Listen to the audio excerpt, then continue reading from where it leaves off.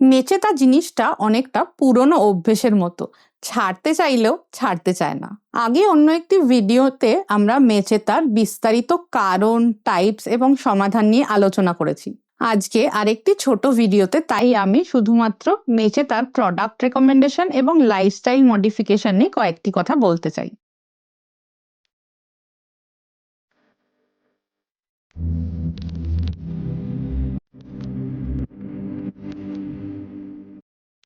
মনে রাখবেন, মেচেতার একমাত্র এবং সবচেয়ে কার্যকরী যদি কোনো চিকিৎসা থেকে থাকে সেটি হচ্ছে সান এবং অন্যান্য লাইট থেকে প্রপার প্রোটেকশন। যদি আপনি এই অভ্যেসটি লং টার্মে বজায় না রাখতে পারেন তবে কিন্তু আপনার মেচেতার সমস্যা কোনোদিনই কমবে না। শুধুমাত্র রোদে বেরোনোর সমস্যা তাই নয়, ঘরের ভেতর জানলা দিয়ে বা কাঁচের ভেতর দিয়ে যেটুকু লাইট আসে এবং আয়না বা মেঝে থেকে যে লাইট রিফ্লেক্টেড হয়ে আমাদের মুখে পড়ে সেগুলি থেকেও কিন্তু মেলাজমা ট্রিগার হতে পারে। এমনকি রান্নাঘরে রান্না করতে গেলে আপনার মুখে যে তাপ লাগে বা অনেকক্ষণ মোবাইল ঘাঁটলে আপনার মুখে যে ব্লু লাইট পড়ে তার থেকেও মেলাজমা ট্রিগার হতে পারে।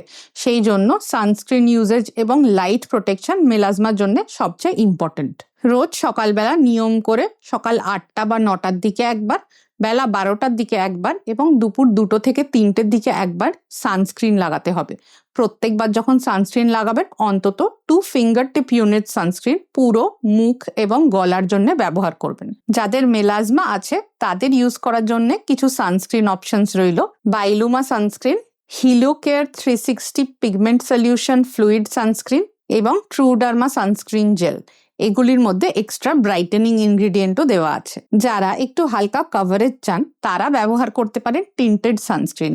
এর মধ্যে কিছু স্কিন লাইক পিগমেন্টস দেওয়া আছে যার জন্য স্কিনের ওপর অ্যাপ্লাই করার ফলে এটি হালকা স্কিন লাইক ফিনিশ এবং কভারেজ দেয়, মেলাজমাকে কিছুটা লাইট দেখাতে সাহায্য করে। এক্সাম্পলস হচ্ছে Dermaco 1% hyaluronic acid tinted sunscreen, dot and key strawberry dew tinted sunscreen এবং রিভেলা টিন্ট সানস্ক্রিন লোশন। যাদের ক্ষেত্রে রিঅ্যাপ্লাই করা একান্তই একটি বড় সমস্যা তারা লং লাস্টিং কিছু স্পেসিফিক সানস্ক্রিন আছে যেগুলি আপনি অ্যাপ্লিকেশনের জন্য বেছে নিতে পারেন। বলা হয় এগুলি একবার অ্যাপ্লাই করলে 6 থেকে 8 ঘন্টা অবধি এদের এফেক্ট থাকে। তবে মনে রাখবেন, লং লাস্টিং সানস্ক্রিন ইউজ করার চেয়ে কিন্তু 3 ঘন্টা বাদ বাদ রিঅ্যাপ্লাই করা বেশি কার্যকরী। এক্সাম্পল হচ্ছে Dermaco hyaluronic acid long lasting sunscreen, doctor Sheth ceramide and vitamin C long lasting sunscreen এবং ফোটোস্টেবল গোল্ড সানস্ক্রিন। সানস্ক্রিন লাগানোর সঙ্গে সঙ্গে এই ধরনের লাইট প্রোটেকশনের জন্য কিছু লাইফস্টাইল মডিফিকেশনও করা যেতে পারে, যেমন সানস্ক্রিন লাগিয়েও ডাইরেক্টলি রোদে না বেরোনো, ছায়া দিয়ে চলা কিংবা ছাতা, রোদ চশমা ও টুপি ব্যবহার করা। যদি আপনি স্টোভ বা গ্যাসের আগুনে অনেকক্ষণ রান্না করেন তবে পাশে একটি স্ট্যান্ডিং ফ্যান ইউজ করতে পারেন যাতে তাপটি আপনার মুখের দিকে ডাইরেক্টলি না আসে। ডেইলি ডায়েটে রাখুন ভিটামিন সি এবং অ্যান্টিঅক্সিডেন্ট দেওয়া বিভিন্ন ধরনের ফলমূল ও সবজি, যেমন লেবু, টমেটো, কমলা লেবু বা আমলকি। ফেস ওয়াশ ও ময়েশ্চারাইজার নিয়ে মেলাজমাতে সেরকম একটা চাপাচাপি নেই। আপনার স্কিন টাইপ এবং কোয়ালিটি অনুযায়ী আপনি আপনার ফেস ওয়াশ এবং ময়েশ্চারাইজার বেছে নিতে পারেন।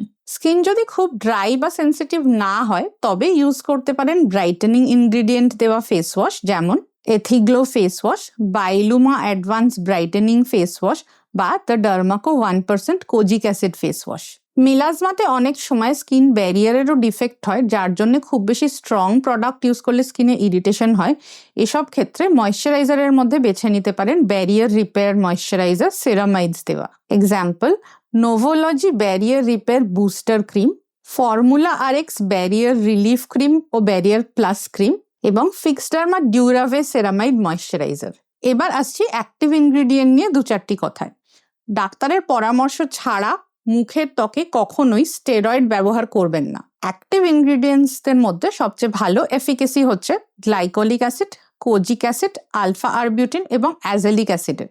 কিছু প্রোডাক্ট রেকমেন্ডেশনস রইল: doctor Sheth's ashwagandha and alpha arbutin melasma serum cream, deconstruct pigmentation control serum এবং the Derma Co 2% kojic acid cream. Vitamin C serum বা ক্রিম শুধু শুধু ব্যবহার করে লাভ নেই, কারণ এটি পিগমেন্টেশন পুরোপুরি দূর করতে পারে না। তবে আপনি যদি এই আগে মেনশন কোনো প্রোডাক্ট ইউজ করছেন, তবে তার সাথে ভিটামিন সি প্রোডাক্ট অ্যাড করলে এগুলির এফিকেসি বাড়তে পারে এবং এক্সট্রা অ্যান্টিঅক্সিডেন্ট অ্যাকশনও পেতে পারেন। এছাড়া মেলাজমার সমস্যার জন্য স্পেসিফিক্যালি ইউজ করতে পারেন ট্রানেক্সামিক অ্যাসিড দেওয়া প্রোডাক্ট। ট্রানেক্সামিক অ্যাসিড শুধু দিলে সাধারণত পুরোপুরি কাজ হয় না, তবে অ্যাজ মেনশন বিফোর অন্যান্য লাইটেনিং ইনগ্রিডিয়েন্টসের সঙ্গে ট্রানেক্সামিক অ্যাসিড কম্বিনেশনে ব্যবহার করলে এগুলির এফিকেসি ও কার্যকারিতা বেড়ে যায়। ট্রানেক্সামিক অ্যাসিডের সঙ্গে কম্বিনেশনে কিছু প্রোডাক্টের এক্সাম্পল হচ্ছে Foxtale rapid spot reduction drops, Fixderma Scarfix TX face serum. শুধুমাত্র এই প্রোডাক্টগুলি দিয়ে কিন্তু মেলাজমা পুরোপুরি দূর করা সম্ভব না, তবে যদি এগুলি ইউজ করেন তাহলে মেলাজমা বাড়ার থেকে আটকানো যেতে পারে এবং হয়তো কিছুটা পিগমেন্টেশন রিডাকশনও হতে পারে।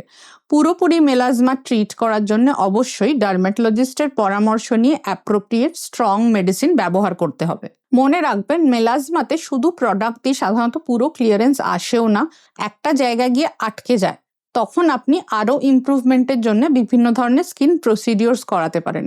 মেলাজমাতে সবচেয়ে বেশি লাভ হয় কেমিক্যাল পিলিং করিয়ে। Glycolic acid, trichloro acetic acid বা ল্যাকটিক অ্যাসিড জাতীয় কেমিক্যালস দিয়ে পিলিং করা যেতে পারে।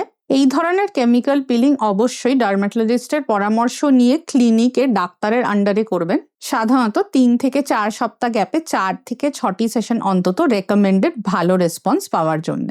অনেকে মেলাজমাতে লেজার ট্রিটমেন্ট করতে আগ্রহী হন, কিন্তু লেজার যদি মেলাজমাতে সঠিকভাবে এবং সঠিক সময়ে না করা হয়, তাহলে লেজার করলে অনেক সময় মেলাজমার সমস্যা বেড়েও যেতে পারে। তাই সাধারণত লেজার মেলাজমাতে লাস্ট ট্রিটমেন্ট অপশন হিসেবে রাখা হয়।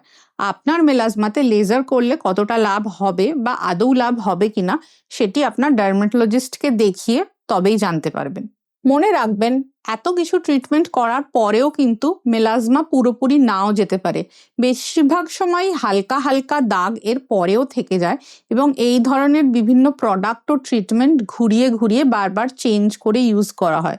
প্রয়োজনে পরবর্তীকালে আরও কেমিক্যাল পিল বা লেজারও করা যেতে পারে। ট্রিটমেন্ট করে মেলাজমা অনেকটা কমার পরেও যদি সান প্রোটেকশন, লাইট প্রোটেকশন ঠিকভাবে মেনটেন না করেন, তবে কিন্তু মেলাজমা আবার পুরোদমে ফেরত চলে আসতে পারে। তাই মেনটেনেন্স মেলাজমার চিকিৎসার একটি অতি প্রয়োজনীয় পার্ট।